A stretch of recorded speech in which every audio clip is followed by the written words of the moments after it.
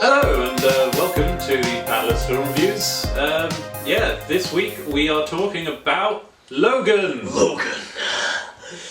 Bub.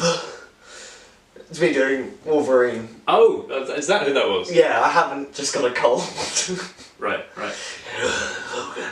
So, do you want to tell me what Logan is? Do you know I will, Andrew? I will.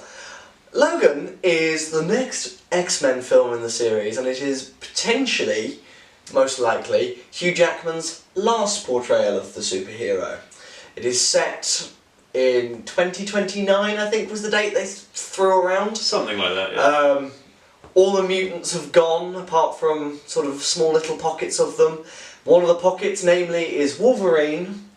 Professor X, Patrick Stewart looking very old, which is quite sad, because he will look like that eventually. And Caliban. Caliban, played by Stephen Merchant. Stephen Merchant, who everyone's favourite gangly comedian.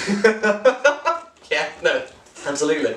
So the film is very much about Wolverine, Logan, or James, whichever pseudonym you want to go by, dealing with getting old, starting to lose his powers a bit, and then confronting some enemies and some demons. Yes. Personal demons. Yeah. So, Andrew, go ahead. Right. This film is it's toned very interestingly because it is very serious. It takes quite a lot of things very seriously. It is a dark film. It is in many ways sort of a disturbing film. Not that disturbing, but it is a dark, serious film, but at the same time there are moments of levity and moments of comedy that just brighten it slightly, but again, it achieves the rather remarkable feat of having most of the moments of comedy actually heightening the tension rather than diffusing it, which works incredibly well. I mean, tonally, it is comparable directly almost with Batman vs Superman. Yeah, it is trying to be a darker, rougher, tougher, grittier superhero film. But it has this seriousness which is not forced, and a lot of the time the film doesn't take itself that seriously at all.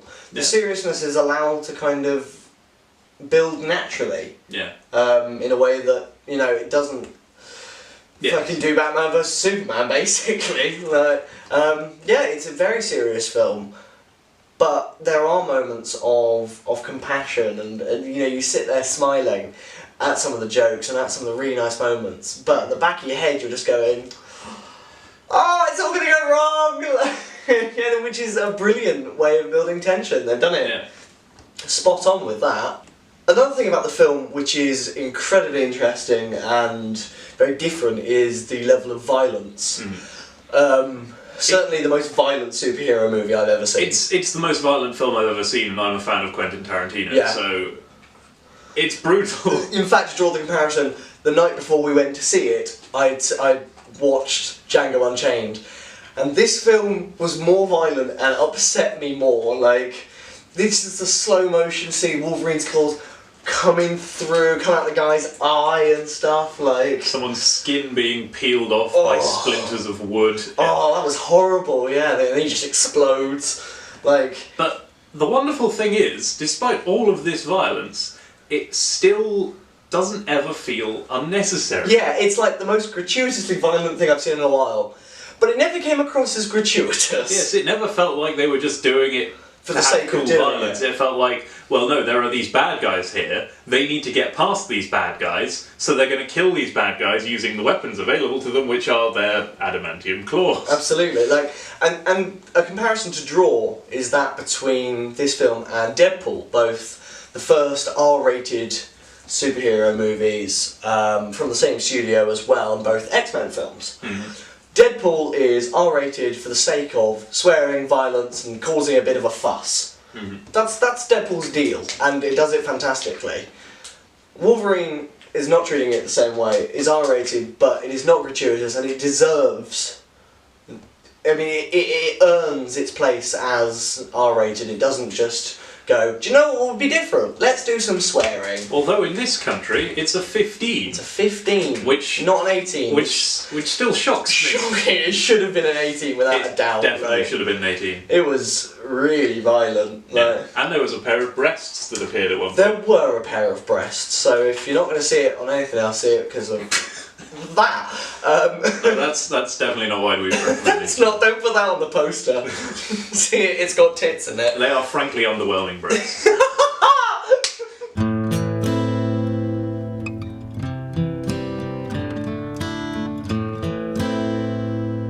One of the things that this film deals with that a lot of films haven't particularly is the idea of the aging superhero.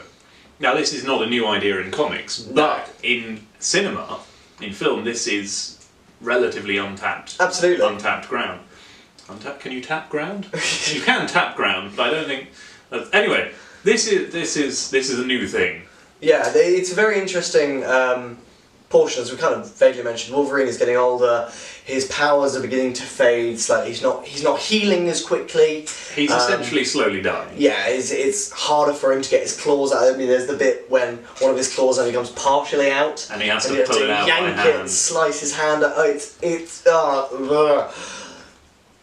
But it's a very, like I say, it's new, it's original, and it handles it incredibly well. Mm-hmm. Very interesting, really, more than anything else. Yeah. It's just, you go into a superhero movies, especially a lot of the mainline Marvel films, and you expect either origin story, bad guys introduced, we all have a big fight and we all go home happy. Yeah. Whereas this film is very much breaking convention of that. It's a very original superhero film, which is welcome because there have been a lot of not especially original superhero films. Absolutely. I mean, Doctor Strange recently... Good superhero films. Yeah, Doctor Strange was brilliant, and it was very original in its overall content, but it still has the same, here's this dude, and here's him getting powers, and now here's him fighting a bad guy format. And it's nice to see that. I mean, it's nice to see someone at the end of the sort of superhero cycle, yeah, rather and also than at the beginning. The villainy of the film. There isn't really a big element of that. Yeah, it's not about a villain. There's sort of a conveyor belt of you sort of slowly move up the rankings of these villains Until you get to Richard E. Grant. until you reach Richard E. Grant. Great and to then, see him again. Then it's Richard E. Grant, so it's all fine. But yeah, like, there isn't. The point of the film is not the villain. The point of the film is kind of just living in a world of adversity rather than having one specific villain. Which is and interesting. even the villains aren't even the thing that they're really fighting. Wolverine is fighting his demons. His demons. He's fighting his demons. That sounds terrible when I say it out loud, but it's more about the internal struggles of these characters than it is about them. The bad guys are just basically an inconvenience or a way to make a sort of visual metaphor. Yeah, they're just MacGuffins, the bad guys. But welcome MacGuffins. Yeah, it works. Yeah. It works very well. Absolutely. The most notable performances in this film, well, the most notable one I feel, is Stephen Merchant's performance as the mutant Caliban.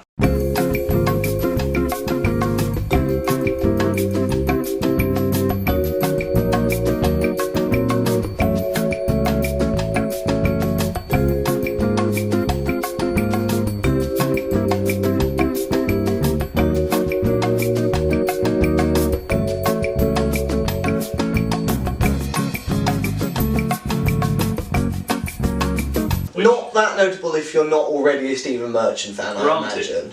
But as someone who is aware of Stephen Merchant and his sort of comedy work, it is wonderful to see him play a mostly serious character and see him play it excellently and with brilliant sort of emotional stakes and emotional intensity. Yeah, really, really good performance. And it's quite nice when you see a performance like that. It's his first kind of big Hollywood performance, and it's like, you kind of know he's going to get more work, and that makes me really happy. Definitely, he's going to be cropping up in more things now. But the other performance is Patrick Stewart. I mean, it's Patrick Stewart. What do you expect? Yeah, he's going to be fucking good. But like, and Hugh Jackman, obviously. Hugh Jackman was better than I thought he was going to be. Like, he's lost all the goofiness of Wolverine that has been in sort of the first 3 X-Men films, certainly.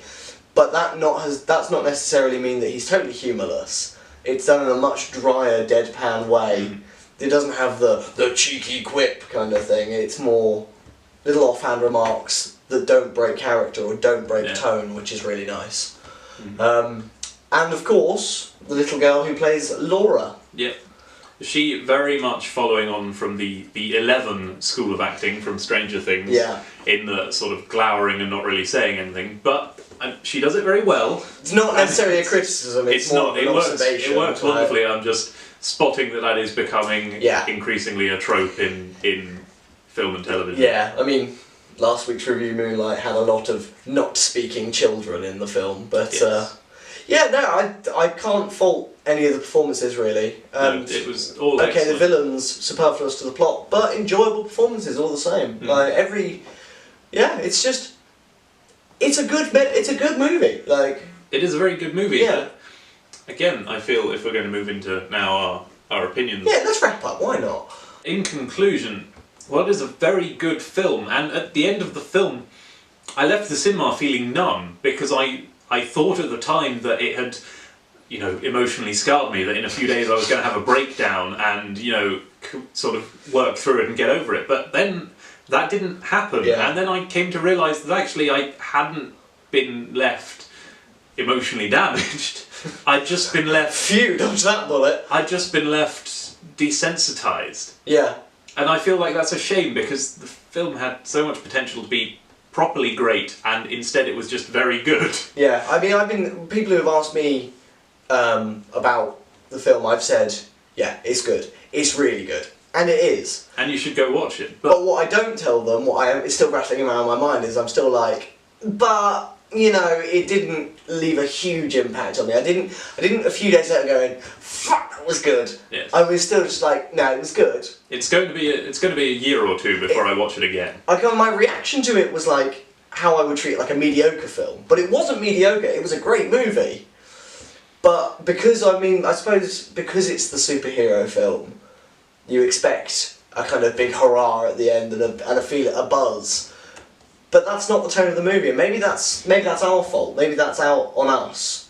I think though what's interesting is it did leave me wanting a sequel, and if this is going to be the last Hugh Jackman Wolverine movie, they've left us wanting more, which is what you're meant to do. Not to spoil anything, but I don't think he's coming back for a sequel. Anyway, moving on. Maybe a cameo appearance in the next Deadpool film. Like Stan Lee. Just Deadpool. Wolverine and Deadpool. Didn't you die in the last film? Andrew, the people haven't seen it! I was saying it as Deadpool, so it's fine that I gave the spoiler because Deadpool would rhyme. Yeah. You've got to understand the meta humour of Deadpool. Don't get angry at us, get angry at Ryan Reynolds. Thanks very much for watching our review. I hope you enjoyed it as much as we enjoyed making it. Yeah. Past video over there, Moonlight, give that a watch. It's a good one. It's a good movie. Subscribe below, please. Like the video, it helps us out, and stick around for next week. We don't know what it is yet, so we'll let you know. See you then. Bye. Bye.